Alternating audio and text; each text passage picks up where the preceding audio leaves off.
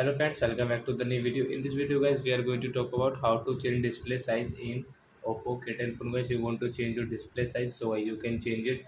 In this video guys, I will show you how to change. So before starting video friends, I want to tell you if you need my channel and you are watching the video first time. So first of all, go and subscribe my channel, click the bell icon and like my videos.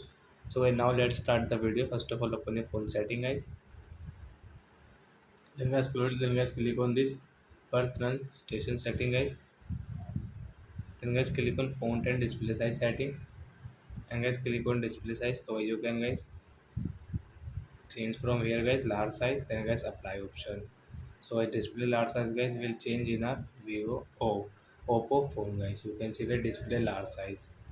So I hope friends you have understood how to change display size in Oppo K10 phone. So I hope friends you have understood how to change it.